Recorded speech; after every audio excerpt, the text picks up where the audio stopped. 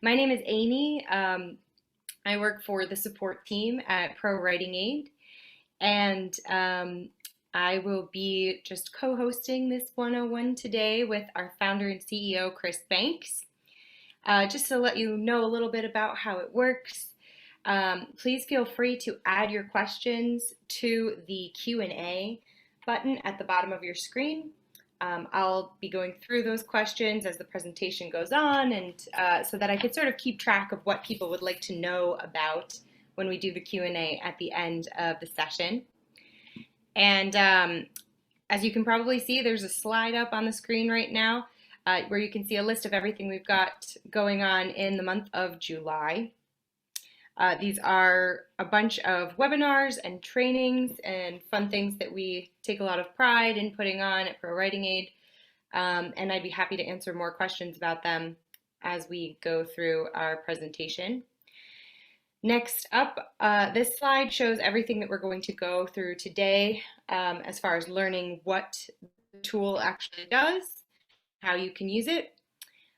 But we will start with our web editor version of our software, and then later on we can look at integrations for Microsoft Word, Google Docs, Chrome, Scrivener, or any of the others that you are interested in. Again, just let me know through the Q&A.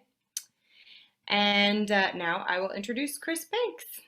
Chris created the first version of ProWritingAid actually when he broke his ankle about 6 years ago, I believe in a skiing accident, maybe, and was stuck in... Yeah. Hey, can you just let me start my video, please? Oh, of course. Of course, if I can figure out how to do it.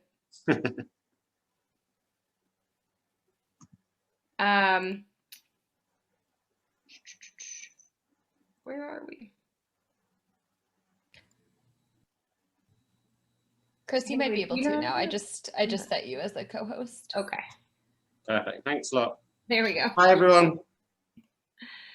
And anyway, we have been reaping the benefits of Chris's skiing accident since then, when he created a type of software that recognized the issues that he was coming up against again and again in his own writing, and shared it with the world.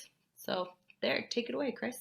Yeah, thanks, Amy. I think that's exactly what happened. All right, when I left university and got a proper job in the real world, I realized that I was a really bad writer, and that all of the studying I'd done hadn't really prepared me for writing. And often I was trying to show off in my writing, where that's not really what you want to do. You want to actually help people understand you're writing to communicate with other people, not use lots of long words. And I was really lucky at that point that I had some great colleagues who worked with me, who gave me loads of feedback on my writing.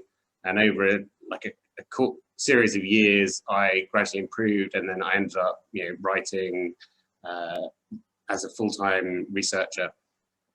And but then several years later, I decided I wanted to write a novel, and I realized that actually writing a novel is very different from business writing.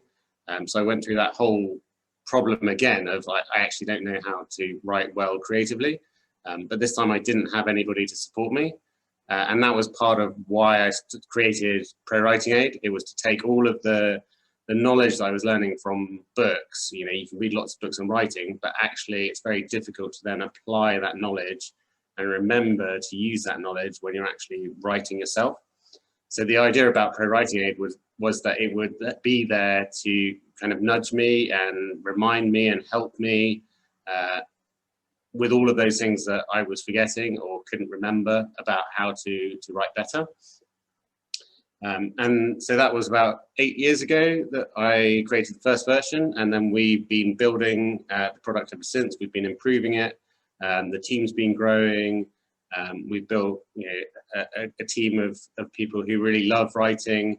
We're all passionate writers, and we really love the fact that we can help other people communicate, share their ideas and their stories, and really feel more confident in their writing, in the same way that I felt after I got feedback from my colleagues and help from my colleagues. I think for me as well, one of the things about being a writer, it's often quite lonely. You're always caught by angst and indecision. Is this good? Is this not good? So it's good to be part of a community as well. And I think community for us at ProWritingAid is really important. And I urge you guys to join our Facebook group if you haven't already. There's lots of other writers there who are really happy to kind of give you feedback. And our support team are in there as well. Our marketing team giving advice, feedback, and pointing you in the right direction for the right resources. As Amy showed on her slide, I'm going to start with showing you how to upload a document. So I'm just going to share my screen. So hopefully everybody can see my screen now. This is our web editor. I'm going to start with the web editor because it's where a lot of people start with the product. We do have, as Amy mentioned, plugins for Scrivener, for Word, for Mac, and Windows. We've got a Google Docs add-on. We've got extensions for Chrome and Safari and Firefox and Microsoft Edge. So we really want to allow you to use ProWritingAid wherever you're writing. But I'm going to start with web editor because we try and keep the same looking interface everywhere. So wherever you're using it, we'll try and keep it as close to the web editor as possible so that if you're writing in different environments, you'll not have to learn something that looks different. A lot of people, when they first come to ProWritingAid, the first thing that they want to do is improve a document that they already have. So generally, you start by uploading a document. You might think that the best thing to do is just to copy and paste it into the web editor. We generally advise you not to do that just because this is a web environment and often you lose some of the formatting when you copy back and forth into a browser. Whereas if you upload the document, what we do is we store the document for you. And then when you make changes to your document, we just apply those to your original document, and you download your original document with just the changes that you've made, and all of your formatting will stay exactly the same as it was before. You won't be able to see it in the web editor, but as soon as you download it again, it will all magically appear back, which will save you a huge amount of time instead of copying and pasting. So if you want to upload a document, you can just do it by clicking on that upload document, or there's a menu up here in the top left-hand corner, which has the same functionality, upload, and there's also an export option here. So click on this menu item up here, uploads a new document, and then when you finish making your changes, you just export it, and that will download your original document with all the changes made as I mentioned. So I'm just going to upload a quick sample document here. So it brings it into the web editor, and you can see immediately that things start running, and I start getting lots of different highlights in here, and I start getting scores down the left-hand side here. So an important thing to do actually is to get your document type right. So I've actually set this to an academic essay because that was the last thing I was writing. But this is more of a creative piece. So you can see we've got lots of different document types. And what we do is obviously different types of writing have different characteristics.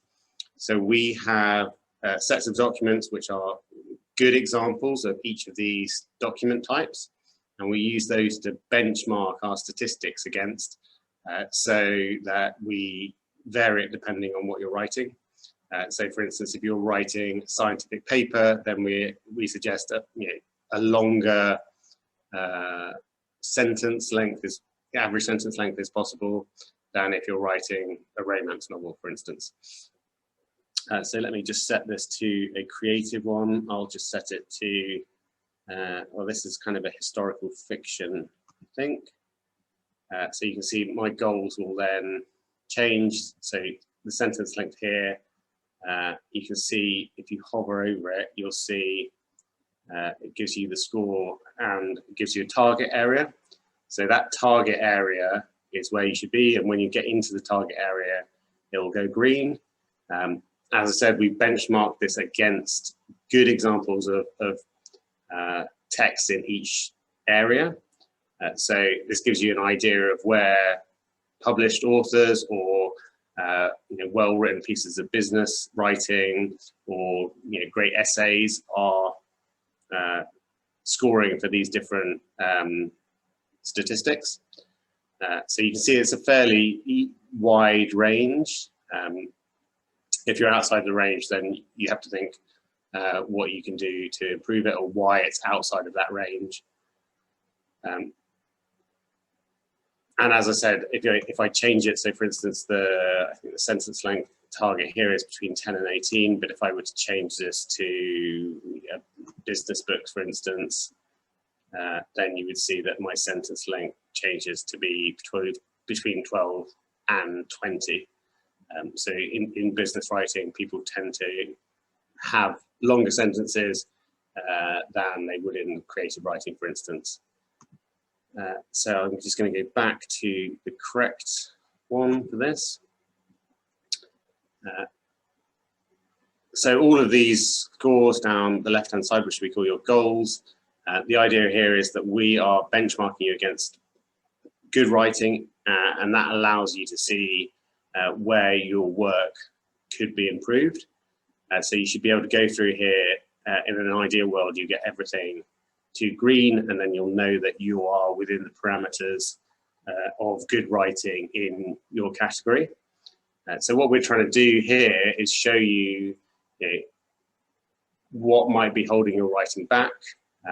If there's certain stylistic things or technique things, or if you write sentences that are too long or too short, or paragraphs that are too complex, or you're overusing certain structures in sentences, we're trying to show you where those issues are and help you to understand the ingredients of good writing. So what we also do in here is we show you all of your grammar mistakes and potential style issues. So you can see when everything updates in real time, I get a message that explains what the issue is. I can accept it by just clicking on the suggestion. I can disable the rule if there's a particular rule that I am not interested in, or I can ignore specific instances.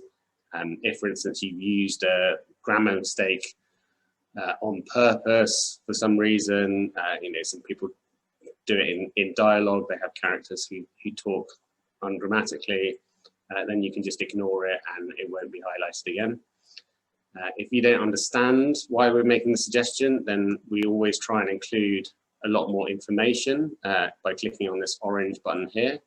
And you can read full articles that explain everything on our blog. So we go into more detail here. Our blog has got a huge amount of free information, articles on writing, how to become a better writer. And I'll go through some of that later just to show you all of the free resources that we provide as well. And you can see that is on every suggestion. We also include video resources as well within some of them, and kind of more detail about exactly why we're suggesting things. So the idea is here that we've taken a lot of that advice that you'd find in books, and then we're actually showing you it within your writing, so that you can learn as you're writing. I think that cycle of doing and learning is how we really help you to improve, because if you're seeing the information as you're writing, then you're more likely to internalize it. And what we see is that as people use the product more, they stop making the same mistakes, and they gradually improve. And you should become a better writer by using the product. I think everybody has their own little kind of quirks or phrases that they overuse, and this helps you to find those and to eliminate them and to make your first draft of your writing better. Chris, we've got two questions of the same ilk. We have someone asking what our readability index, what readability index we use, and also we have someone writing to see what we measure our idea of good writing against, and I thought that might be interesting to answer. Yeah, sure. So the readability grade here is just using the Flesch-Kincaid grade index. So for me, it's actually a little bit confusing when people talk about a grade level as a readability goal. And a lot of people go, well, but I'm writing for adults, so why do I need to have a readability grade of 8? And the answer is because what a readability grade is, the grade at which people could understand your work, right? But that's not the grade at which they will enjoy reading your work. Right? If you have to read something that's really, really complex and really dull and lots of long sentences, right? You can understand it, but you're not going to be engaged with it. When you're writing, you want to keep sentences shorter, you want to vary your sentences, you want to engage your reader, rather than having long and rambling sentences that confuse your reader. So that's why we recommend to have a lower readability grade. We're not talking about the age of your target audience, we're talking about what your target audience will enjoy reading. And so you see, for instance, Hemingway, I think the readability grade of the majority of his work is around 8, because he uses lots of shorter, punchy sentences that engage the reader, and that's why he's such an enduring writer. So that's the readability grade. And what was the other question, Amy? The other question was, what are we comparing folks writing to? What's the way that the user put it is, what are the specific examples of good writing that are being used for these benchmarks? I'm guessing there's a list somewhere. And I too am not sure where this list is. It's everywhere. Yeah, so we actually, one of the features of the product when you go premium is that you can compare yourself to specific authors. So you can choose your favorite author, you can say whoever that is, and you can say, I want to compare my stats to that author. So what we do is that those are well-known authors that are very successful within their genres. Obviously, different genres have different levels of fame, but we aggregate all of their stats and then form those into the different categories. So that's for all of the creative and, for instance, business books. And then for everything else, we have collected a group of documents that are considered by our team to be well written, and then we use those for the benchmarks. So in some cases it's done by author popularity, in other cases it's done by the curation of our team of editors. So talking about editors, the yellow things in here, these are these are our style suggestions. So these are the suggestions that a professional copy editor would make. And what we've done is we have a team of copy editors, and they've gone away, they've created a set of rules for the things that they would commonly correct. So for instance, this begins to rise is something that I always write. You often write like begins to something or starts to something, when actually it would be much better to just use the verb on its own. And again, there's an explanation of that here. I always write it, so this is something that's particularly relevant to me. But I think it's a common mistake with lots of people. The begins to, the starts to just isn't needed, so you can just click it and improve it. Here you see there's a starts to as well. We have a set of thousands of rules that our copy editors have created that remove unnecessary words from your sentences or strengthen some of your writing. Say, for instance, you say either one is superfluous to have one in here. You can just say either would be a relief. So I think that's an interesting point, because often, people say, well, is ProWritingAid going to replace a copy editor for me? We really see ProWritingAid as an addition to a copy editor. And we really suggest people use ProWritingAid before they send their work to a copy editor.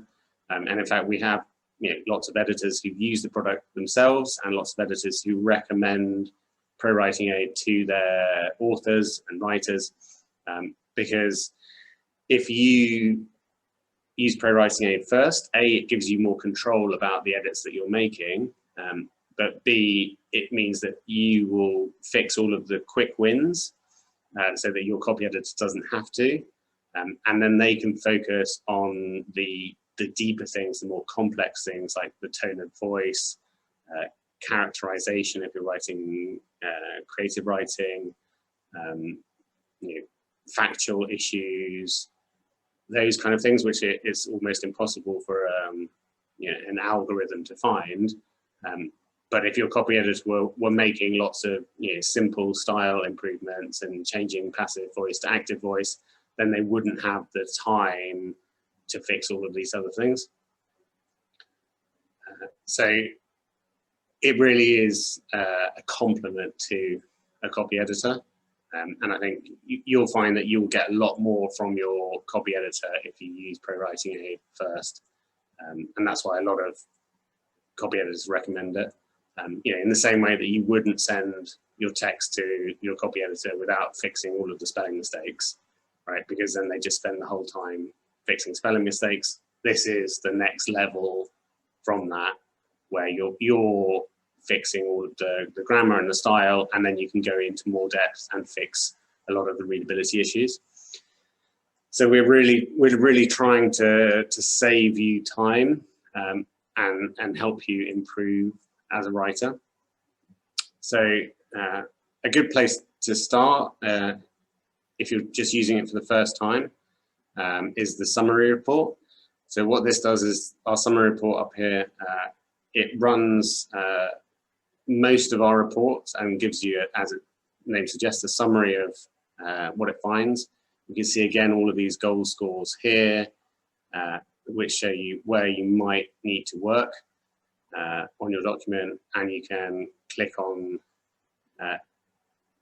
the different goals, and it will take you to the particular part of your document. So for instance, here is weak adverbs. So weak adverbs is something that I think a lot of creative writers, but it applies to all kinds of writing, talk about. I think Stephen King said the road to hell is paved with adverbs. For me, well, lots of writing tools look at adverbs, but a lot of them do it badly because they generally look at all adverbs and say all adverbs are bad.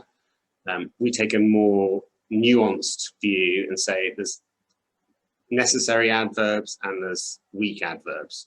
So the weak adverbs are ones that prop up weak verbs. So you often find a weak adjective, a weak adverb and a weak verb huddled together, acting as crutches for each other, where actually you want to replace that with just a stronger verb. So we recognize that there are some adverbs that are completely necessary, and we don't highlight those. We only look at the weaker ones, and we give you a, obviously you can't eliminate them all, and we show you how you compare to published fiction, and you can see actually Stephen King is here. I think he's set as my favorite author. So it'll show you how you compare to historical fiction and how you compare to your favorite author. You see in this piece there's a significant number of weak adverbs that are used. Ironically, Stephen King, despite his hatred of adverbs, uses them slightly more than the majority of our historical fiction writers. So this is a nice thing. We have a long list of authors that you can choose from to set your author goal.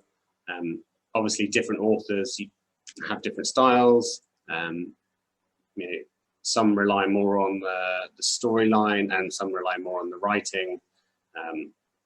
So you can really dig into what brings the success for your favorite authors here. And you'll see that for each area of the report, so this is, for instance, emotion tells. So this is where I'm saying something like somebody is afraid, or they're happy, or they're angry, rather than showing the reader that they're that through their actions and their appearance, which again is a common mistake for creative writing. You might have heard of like show, don't tell. So what we do again is we show you how you compare to the average for your genre that you've chosen and for your favorite author. In this case, actually, there's no showing rather than telling, so that's good. That's why it's got a 0% green score.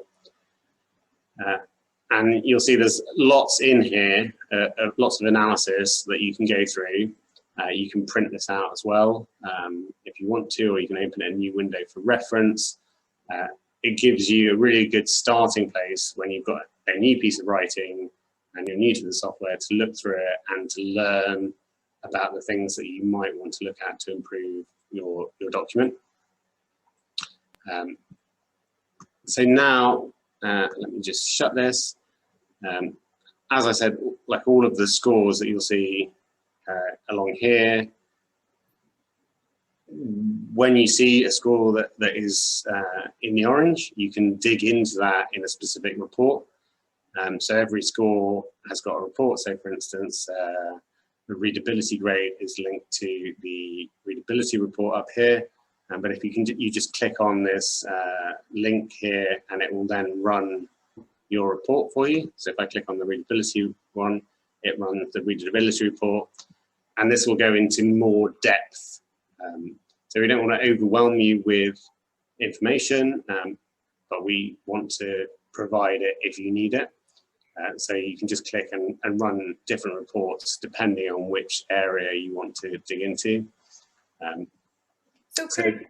Yeah. A quick question here for clarification. We had someone asking if there's a way to access their mistakes by directly clicking on the summary report. And my understanding is that the goals sort of does that for the user. But yeah. I wanted to know if you felt like that was a solid answer, or if you had any other suggestions for them. No, I think that's exactly right. So I think the summary report is more of a reference. So as I said, right, if you want to take something away and read it in more depth, then that's great. The goals provide, which you can just get to by clicking on this real-time button up here. The goals here provide a lot of the same information as a summary report, but as the name suggested, updated in real time as you're typing. So from there, you can then click on each of these to go to the specific issues. So the grammar, spelling, style, obviously that's all highlighted in here as you're typing.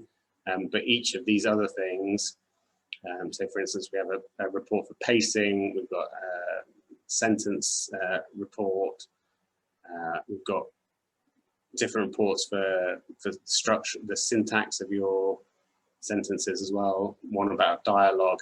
So you can see which of the things on here you're struggling with, and then you can just click on it to go to that report.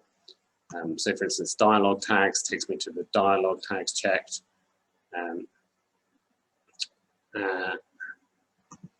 And I can see where the dialogue tags are. For some reason, so they're down here.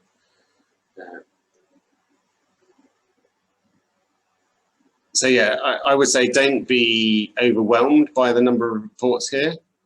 Use the real-time checking to drive you into the reports. Different reports will be useful for different people.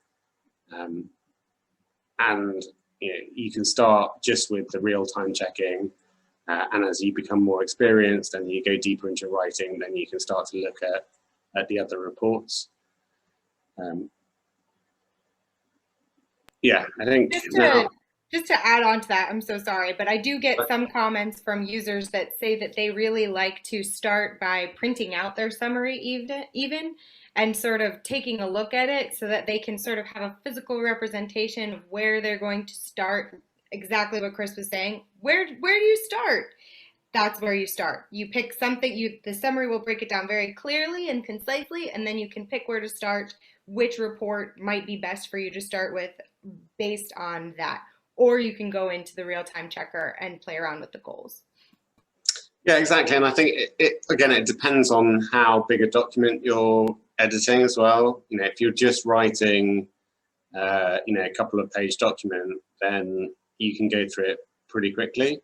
And if it's something that's not too important to you, then you can just use all of these real-time checks, and you'll get reasonably better document, and then maybe pop into a couple of the issues in here. It's worth noting that some of the goals will change depending on the document type that you've chosen. So for instance, dialogue tags obviously wouldn't be applicable to academic writing or to like business writing. So you won't see those for that type of writing.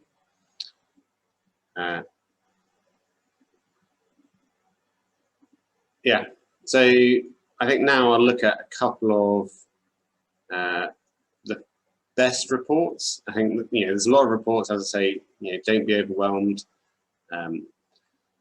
They're there for you so that you can go deeper, but you don't have to use them all. And as you use the product, you'll start to learn which are the ones that really work for you. So for instance, I really like the sticky sentences report. With the idea here is, and the idea really of the whole product is that we're trying to save you time. We realize that you only have a certain amount of time to improve anything that you're writing. So we want you to make the best use of that time. So we're trying to point you to the bits of your document that will benefit the most from your attention. So for instance, the readability report looks at every paragraph within your document and points you to the least readable paragraphs, so you can focus on them. The sticky sentences report here is doing a similar thing for the sentence level. So we're trying to point you at the most difficult to read.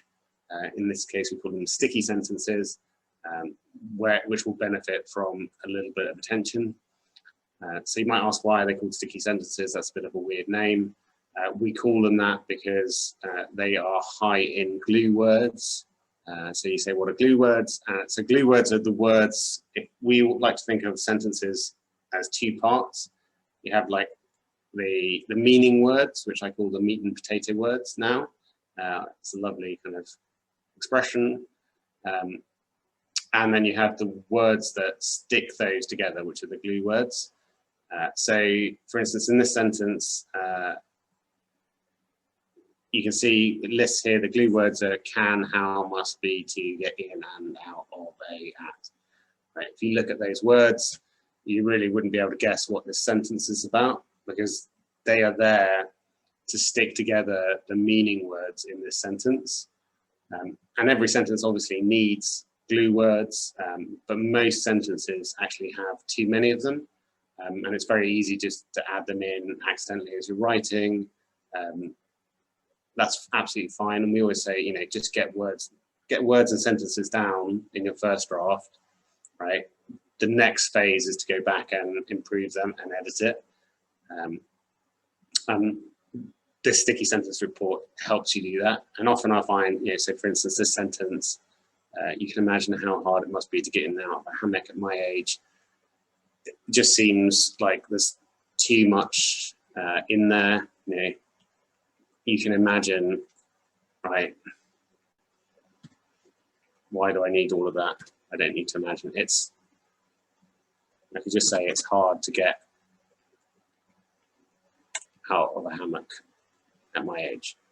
So I've cut half the sentence and I've kept all of the meaning, and it becomes a lot easier to read. And often you'll find that it's not easy when you first do it to cut these. And actually, ironically, when I was writing research, we spent a lot of time actually practicing removing words from sentences because we had to get things to fit properly on pages. So you go through, looking for words that you could cut so that you just get one line less in your document. Actually, it's really helped me generally with my writing because it helped me know how I can cut words from sentences. It's definitely something that you can practice, and we actually provide a whole bunch of information and examples to help you. So again, if you go to here, you'll get help. I think for this one, the article is really detailed.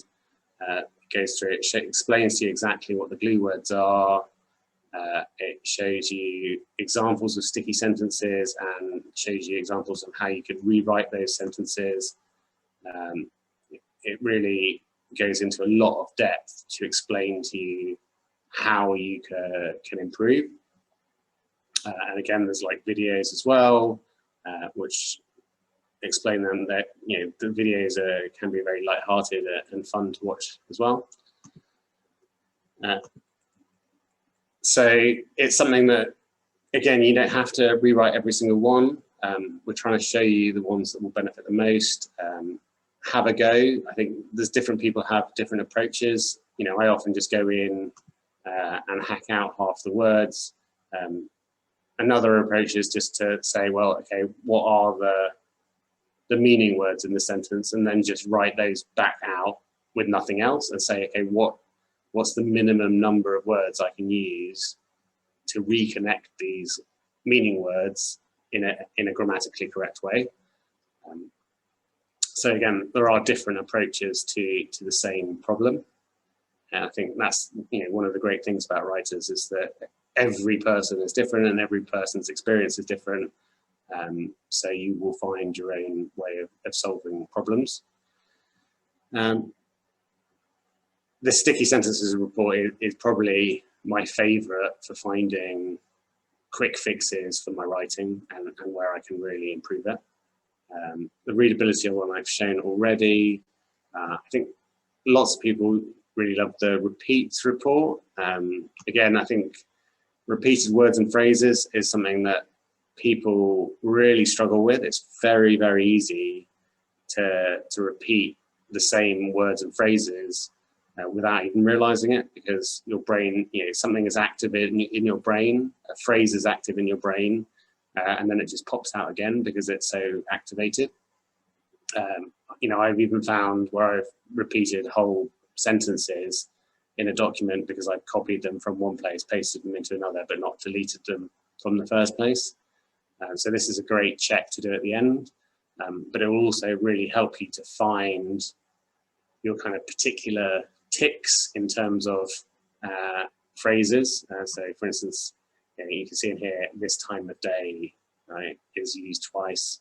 It seems a bit strange to use such a particular phrase twice in, a very short document. I think you'll be surprised when you run the repeats check at the phrases that you find that you've repeated lots and lots. I think it's really insightful as to the particular nuances of your writing. The echoes report is something quite similar, but it only looks within a certain period.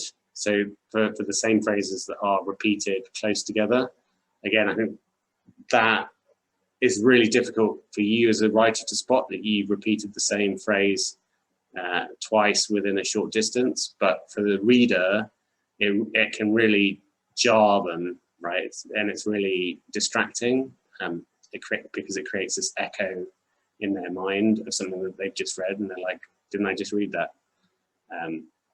So that's why we call it the echoes report. One of my favorite reports is the thesaurus report. And this again is designed just to save you huge amount of time. So often when you're writing, you're in a state of flow, you're just trying to get your ideas down on the page. The last thing you want to do is stop, because then you hit the dreaded writer's block, or you lose your train of thought and all of the ideas go. So you just get the first word that comes into your mind down. Don't worry about it being the correct word as long as it conveys the meaning that you want. And then writers will go back and they will look at all of the words that they've used and say, is this the best word that I can use in the context that I've used it? And can I strengthen that word? And that's why a thesaurus is a writer's best friend, because they can access those harder to access words more easily. So I always think of, everybody has a vocabulary and a certain size of vocabulary, but we think about vocabulary as being split into two different parts, which is your active vocabulary. So that's the words that you can access really easily and you use every day, when you're talking and writing. And then you have your passive vocabulary, which is all of the words that you know and you would understand if you heard them, but that you would really struggle to think of just like off the cuff. So for instance, I would say a good example would be, you could probably read some Shakespeare and understand roughly what they were trying to say. But if I said to you, can you write something in Shakespearean style, then you would really struggle to do it, because a lot of the Shakespearean language is in your passive vocabulary and not in your active vocabulary. So part of improving your writing is often moving words that you've used from your active vocabulary into your passive vocabulary. So it's finding the more nuanced variants of the words that you've used and adding more interest. And so that's why writers use the thesaurus. We're just trying to make that faster by what we've done is we've taken a thesaurus, and when we find all of the words that match a certain word or synonyms that would fit in the context surrounding it. So this just saves you time of often there's lots of synonyms that don't fit the surrounding context. So we just shorten the list for you so that you can easily go through and just say, instead of having to look it up, you can just say, okay, ignored actually is better. And you can go through every single word. So we look at all your verbs, nouns, adverbs and adjectives and suggest alternatives for them. You can very quickly go through and play with the language in your document. A similar thing, if you imagine if you had to go through and look up each of these words in a thesaurus and then choose, read through all of the synonyms and then go back and edit your text, it will take you a huge amount of time. So we're just trying to speed up that process for you.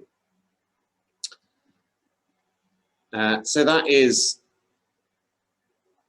my favorite reports. I think a good one to finish on is this consistency report, which is a good one to check at the end. It looks through your document and looks for consistency issues. So these are things that would take you a huge amount of time to find on your own. So for instance, I think there's a quote marking consistency here. Word uses these curly quotes that are called smart quotes, and other things use straight quotes. We just check that you're either using curly quotes or smart quotes. In this case, there's one straight quote that's crept in somehow, maybe through a copy and paste, and you can correct that. We look at other things like consistencies of hyphens and Oxford commas, spelling between US and the UK, and capitalization. So whether you capitalize words in one place but not in another, it's often an easy thing to do and a really difficult thing to go through and check for. So that is the key reports in the product. What is next? there any questions, Amy? Yes, we do. We have some good questions that I love to answer, but I would also love to hear you answer. First of them being, um, someone said, great colors for highlighting. Is there a legend for the colors? I do get this question a lot. I would love to hear your answer, Chris. That's a good question. And so, for instance, but also difficult to answer. So, for instance, in something like the all repeats, it's impossible to have a legend because what we're doing is we're just highlighting the different phrases that they match. So, for instance, this one matches the pain, so you can more quickly spot the pairs effectively. Yeah, we also suggest potential replacements here as well. So that's kind of like the thesaurus report integrated. So here it wouldn't be possible to include a legend because it just matching phrases. In the real-time report, there's only 3 different types of highlights, so you'll quickly learn. But generally, the different colors are just used to link highlights of the same type so that you can easily pick them out. So yeah, the answer is there's no legend, but because generally it wouldn't make sense to have one. However, in in real time, they do the different colors for the different underlinings do serve a purpose. You might have already gone over, but I don't think we. Yeah, there's only 3 colors. So there's the blue for grammar, the yellow for style, and then the red for spelling. And then don't we also have purple for passive now? Oh, Amy, you always have to show me up, don't you? Yes, there is. When you write a passive voice, then it should underline it in purple, and it also suggests a potential rewrite of the sentence as well. Often people struggle to know how to rewrite passive voice, so and it's often not always obvious. So when you're rewriting "he was robbed," well, you don't know who the person was that did the robbing. So we actually suggest some potential actors. You might actually have more insight into who robbed him. It might be the soccer mums robbed him or something. But it gives you a good starting point for rewriting into the active voice. Should we have a look at some of the integrations? So that, as I said, this is the web editor. We also have, this is our Word add-in for Windows. So you can see, again, very similar layout with all of the different reports along here, and the goals and improvements down the side here. And you get your highlights here, and you can click on them. So very similar interface in Word to the web editor. In the browser extension, we have a plugin here that appears, so you can go to the Chrome web store, search for ProWritingAid, you'll find it here, and you just click this would be an install to Chrome, and then it will plug into your browser. And in most places where you're writing, so for instance, if I start writing in Twitter, right, then I will get highlights for spelling and style and grammar.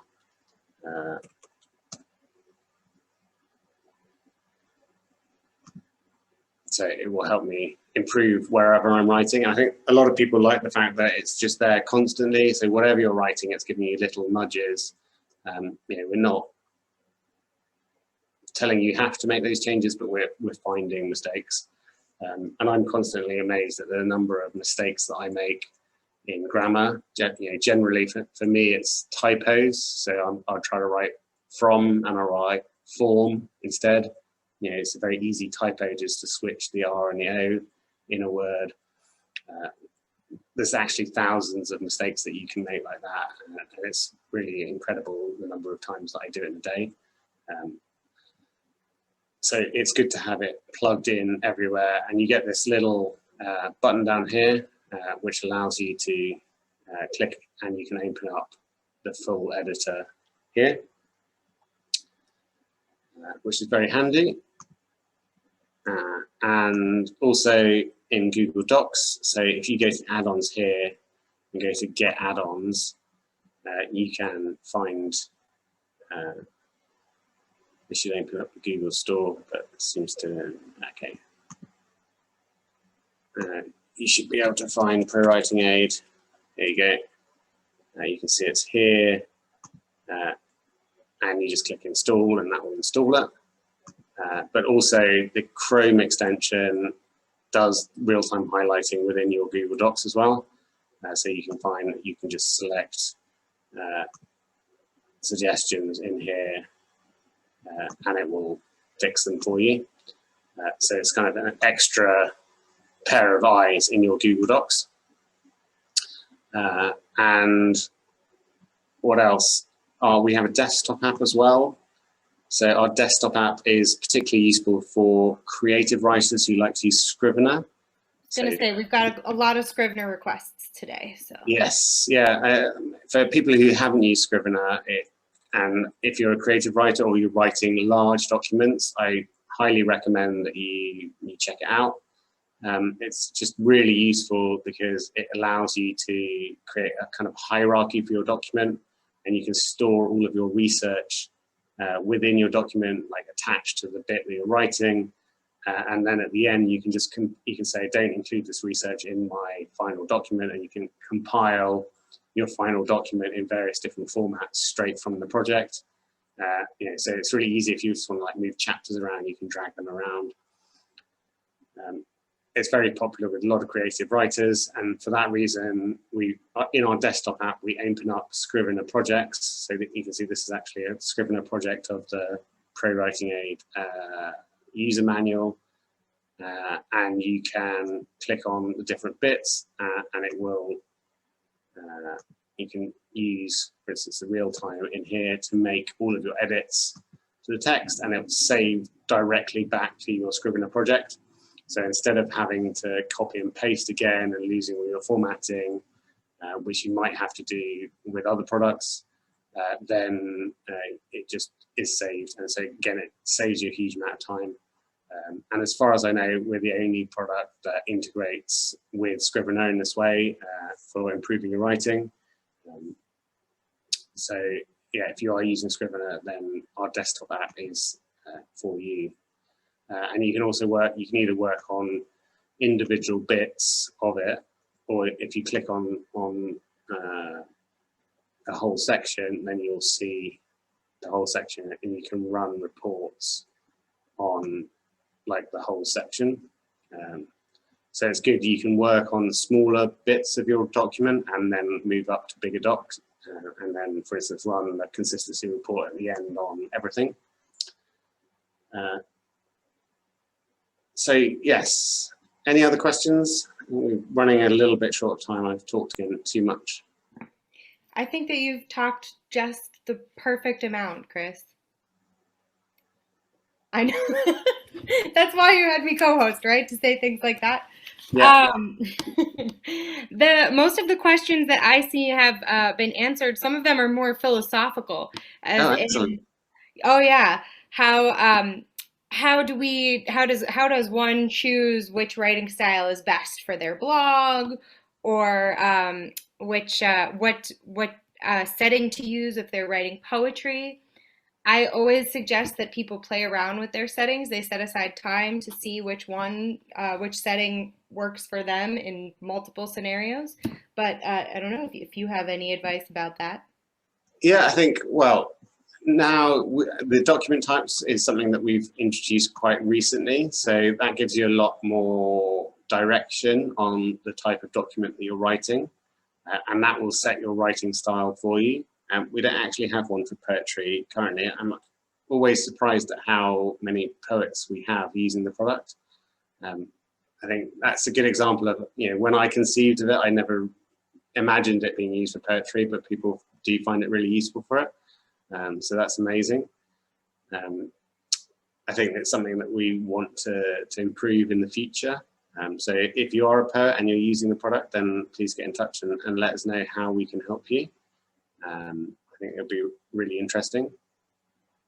So yeah, I choose a particular style. That you'll find that the goals are very different depending on it.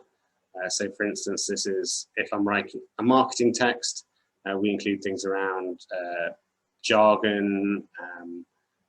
There's some very useful things for you to look at depending on different document types. And we're going to be adding more goals for specific document types in the future. So for instance, for academic books, we'll be looking at things to do with citations and use of analytical language and other things like that. So there's lots more in terms of improvements that we have planned. We really want to help everybody improve their writing. I think for me, the thing that we're trying to do with the product is we're trying to help people to see their writing through the eyes of the reader. So, for instance, if I'm writing a cover letter, then I can improve my cover letter by seeing it through the eyes of the person who's reading it, right? And is it providing all of the things that they want to see? So for instance, when I'm looking at a cover letter from somebody who's applying for a job at ProWritingAid, now I will want to see examples of like concrete impacts that they've had in their previous roles, right? Like I have increased X by Y%, or I saved X amount of time by doing Y. Often you don't see that in CVs, and that's a real shame because that's exactly what employers want to see.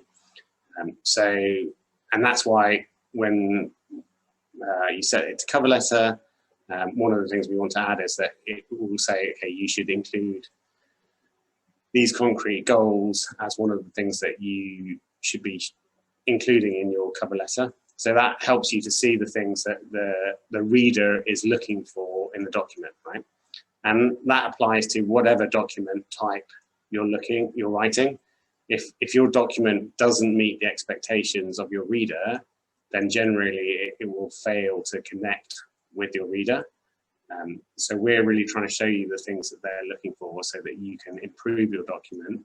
And whether that's, you're a student and you're writing an essay for your teacher, right? These are the things that your teacher is looking for. These are the things that will get you a good mark. So if you can hit these scores with those things, then you will greatly improve your chances of getting a good mark. Same with getting a job, same with getting published. That is the goal of the tool, is to give you that outside perspective without having to go out and recruit beta readers or get colleagues to comment on your work. You get that first impression from ProWritingAid. Right, anything that you'd like to say before we go, Amy?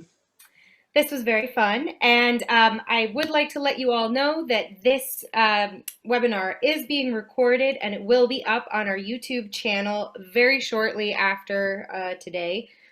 Obviously not right away, but sometime shortly after today. And then also, I wanted to let you know that I dropped the YouTube channel link into the chat. Just go ahead and click on it. It's in there a couple times, and I can just drop it again right now. Click on that, wander around there a little bit. There's tons of helpful resources there.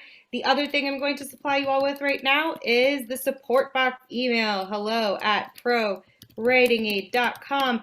Please send me any questions that we didn't get to answer, or even questions about how to use the tool. We are technically troubleshooting troubleshooting with you. So we can do things like that aren't, we can help you with things that aren't going quite well, but we can also point you in the direction of good resources for how to get the most out of the tool. So please, please send me your inquiries. And that's all I've got to say. That's a good point, actually. So we also have on our homepage is this Learn menu, and that has loads of great resources that are put together by our content and education team. So we've got a blog, we've got a grammar guide. We do 2 webinars at least, generally most weeks, on different topics. They're all free. We've got a whole set of ebooks for learning. So go on to this Learn thing and sign up for something, and hopefully we will see you again soon.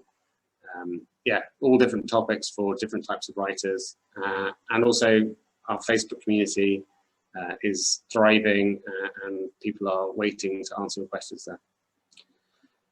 And thank you for joining. Thank you so much for coming.